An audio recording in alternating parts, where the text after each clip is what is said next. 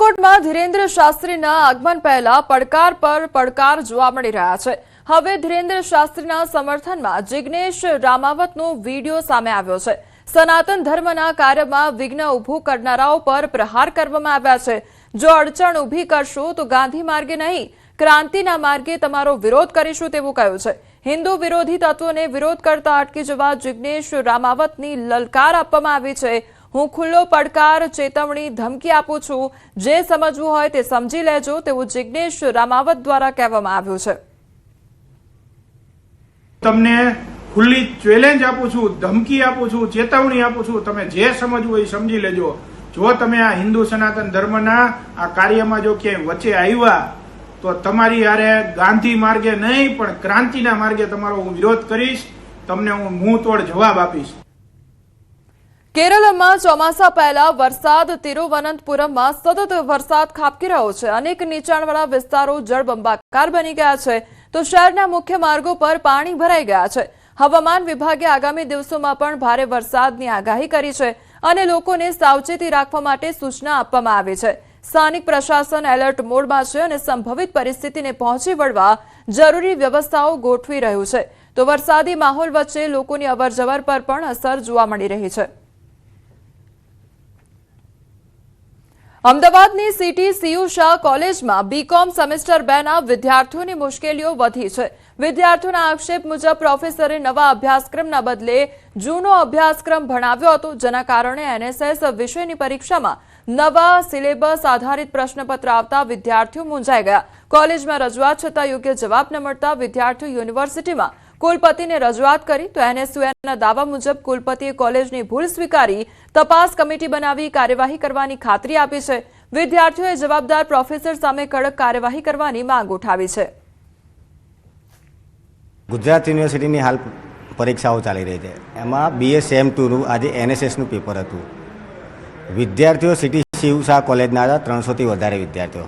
હવે city Cu Shah કોલેજમાં વિદ્યાર્થીઓને ભણાવવામાં આવ્યું હતું કંઈક જૂના કોર્સનું અને પેપર હતું નવા સિલેબસનું। એટલે ક્યાંક ને ક્યાંક યુનિવર્સિટી અને કોલેજ બંનેની જે વ્યવસ્થા હોવી જોઈએ વ્યવસ્થાના અભાવના કારણે વિદ્યાર્થીઓ આજે ભોગ બન્યા છે। તમામ લોકોમાં ચર્ચા વિચારણા પોણો કલાક સુધી ચાલીને 15 મિનિટ માટે વિદ્યાર્થીઓને એવું કહેવામાં આવ્યું કે હવે તમે પેપર લખો। હવે 15 મિનિટમાં વિદ્યાર્થીઓ કેવી રીતે પેપર લખાય? જે ભણ્યા જ નથી एना पेपर की थी लखा है। हमारी एनएसएस की एग्ज़ाम थी और प्रॉब्लम ये हुआ कि हम लोगों को पुराना सिलेबस पढ़ाया गया और सिलेबस जो 2023-24 का था वो पूछा गया और जब हमने ये चीज़ के बारे में बोला तो उन्होंने 40 मिनट्स तक तो कुछ एक्शन नहीं लिया। वो इधर उधर घूम रहे थे।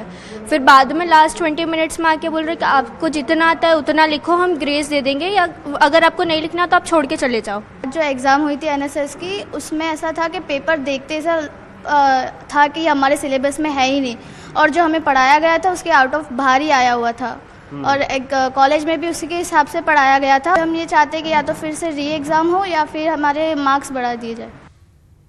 અમદાવાદમાં એસએમસીનું હુક્કા બાર પર મેગા સર્ચ ઓપરેશન હાથ ધરવામાં આવ્યું છે। ડીજીપીના આદેશ બાદ રાજ્યભરમાં કાર્યવાહી કરવામાં આવી છે। હુક્કા બાર સામે એસએમસી દ્વારા કડક કાર્યવાહી કરવામાં આવી છે। સાબરમતી, એલિસ બ્રિજ અને સિંધુ ભવન રોડ પરના 3 હુક્કા બારમાં રાત્રિ દરમિયાન દરોડા પાડવામાં આવ્યા। 36 હુક્કા, સંખ્યાબંધ ફ્લેવર બોક્સ સહિત 89,000થી વધુનો મુદ્દામાલ કબજે કરવામાં આવ્યો। 47થી વધુ ગ્રાહકો અને અનેક કર્મચારીઓ હુક્કા બાર પરથી મળી આવ્યા છે તો હર્બલ ફ્લેવરમાં નિકોટિન મિશ્રણ કરી ગેરકાયદેસર ધંધો ચલાવવાનો આરોપ લગાવવામાં આવ્યો છે।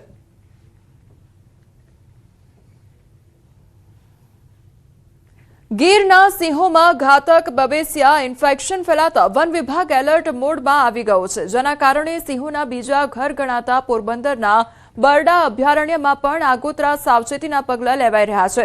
હાલ બરડામાં 17 જેટલા સિંહો મુક્તપણે વસવાટ કરે છે અને સદનસીબે ત્યાં હજુ સુધી આ બીમારીનો કોઈ કેસ નોંધાયો નથી। છતાં વન વિભાગનો ફિલ્ડ સ્ટાફ 24 કલાક સિંહોનું સઘન મોનિટરિંગ કરી રહ્યો છે અને વેટરનરી ટીમ દ્વારા ડી-ટીકિંગ તેમજ ડી-વોર્મિંગની પ્રક્રિયા શરૂ કરી દેવામાં આવી છે। આ ઉપરાંત તમામ રેસ્ક્યુ વાહનો, ટ્રીટમેન્ટ કેજીસ અને સેમ્પલિંગ કિટ્સને એલર્ટ મોડ પર રાખવામાં આવ્યા છે। બરડા ડુંગર અને વિપુલ ખોરાક ધરાવતી કુતિયાણાની ખાગેશ્રી વીડીનો વિસ્તાર સિંહનું કુદરતી નિવાસસ્થાન છે। ત્યારે સિંહ પ્રેમીઓ દ્વારા વિસ્તારોને વધુ સુરક્ષિત બનાવવા માંગ ઉઠી છે। अभी बरड़ा वाइल्ड लाइफ सेंचुरी में कोई बवेसिया रिपोर्ट नहीं किया गया है। इसके अंतर्गत हम प्रिवेंटिव मेजर्स के अनुसार हमारा जितना फील्ड स्टाफ है, बीट गार्ड, फॉरेस्टर अथवा ट्रैकर, हम लोग 24/7 हम मॉनिटरिंग कर रहे हैं। इसी के साथ प्रिकॉशनरी डी टिकिंग और डी वॉर्मिंग एक्सरसाइज ली जा रही है। ગીરના સિંહો છે એ પોરબંદરના બરડા અભયારણ્ય અને પોરબંદરના કુતિયાણા તાલુકાનો ખાગેસરી વિડીસે છે સિંહ માટે અનુકૂળ છે અને વર્ષો પહેલા પણ સિંહ પોરબંદર બરડા અભયારણ્યમાં વસવાટ કરતા હતા ને અત્યારે કરે છે। તો ગીરના સિંહોને જો અત્યારે જે રોગચાળો આવ્યો છે બેબીસિયા નામનો, તો ત્યાંથી સ્થળાંતર કરી અને આઇસોલેટ માટે અહીં બરડામાં અને ખાગેસરી વીડીમાં જો એને રાખવામાં આવે તો જે આપણી એક ધરોહર એશિયન સિંહો છે જે ભારતમાં, તો એને આપણે બસાવી શકીએ એના માટેની અમારી એક લાગણી અને માગણી છે। છોટાઉદેપુરના બોડેલી ખાતે નર્મદા કેનાલ વિસ્તારમાંથી પસાર થતી એક પિકઅપ ગાડીમાં ગૌ પશુધન ભરેલું હોવાની માહિતી મળતા હિન્દુ અને મુસ્લિમ સમાજના ગૌરક્ષકો એકત્ર થઈ ગાડીને અટકાવી તપાસ હાથ ધરી હતી। તપાસ દરમિયાન ગાડીમાંથી 7 જેટલા ગૌવંશ મળી આવ્યા હતા, જ્યારે પશુઓ માટે પાણી અને ચારા જેવી જરૂરી સુવિધાનો અભાવ હોવાનું પણ સામે આવ્યું હતું। જેમાં નાની ગાડીની અંદર 7 જેટલા ગૌવંશો ભરેલા હતા અને એ લોકો કતલખાને લઈ જતા હતા, જેને સફળતાપૂર્વક આજે બધા સાથે મળીને બધાના સહયોગથી બચાવવામાં આવ્યા છે। સુરત સાયબર ક્રાઇમ સેલે આંતરરાજ્ય અને આંતરરાષ્ટ્રીય કનેક્શન ધરાવતા કેબીસી લોટરી ફ્રોડ રેકેટનો પર્દાફાશ કરી મહત્વની સફળતા મેળવી છે। પાકિસ્તાનથી ઓપરેટ થતા ઠગાઈના રેકેટમાં સંડોવાયેલા આરોપીઓને આસામથી ઝડપી પાડવામાં આવ્યા। ઠગોએ ફરિયાદીને કેબીસી લોટરીમાં કરોડો રૂપિયાનું ઇનામ લાગ્યું હોવાનું જણાવી અલગ અલગ ચાર્જના નામે કુલ રૂપિયા 13,51,000 રૂપિયાથી વધુની રકમ પડાવી લીધી હતી।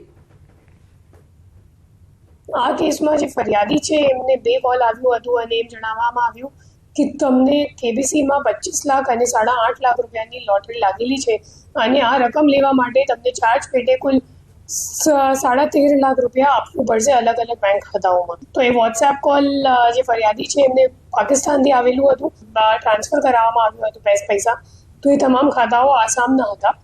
ત્યાં લગભગ 7-8 દિવસ સુધીની આ ઓપરેશન ચાલી, જેમાં પછી મુઝફ્ફર અલીની ધરપકડ કરીને એમના ફોન જોવામાં આવ્યું તો ખબર પડી કે ખરેખર એમનું સીધું કોન્ટેક્ટ અબ્દુલ્લા સાથે હતું। ગાંધીનગરના પેથાપુર સ્થિત સુપ્રસિદ્ધ વરદાયની માતા મંદિરમાં દાનપેટીમાંથી થયેલી ચોરીનો ભેદ ઉકેલાયો છે।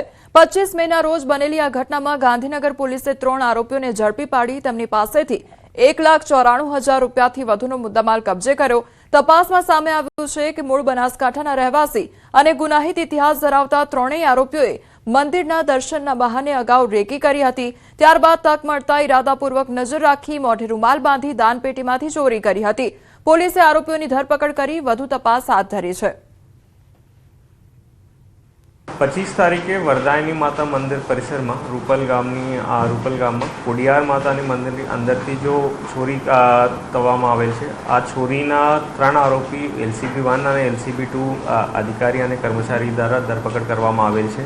કુલ 1,10,000ની કેશ અને એક છત્રી, ચાંદીના છત્રી રિકવર કરવામાં આવેલ છે અને સાથે સાથે આરોપી પાસે જો બાઇક અને મોબાઈલ ફોન હતા એ પણ રિકવર કરવામાં આવેલ છે।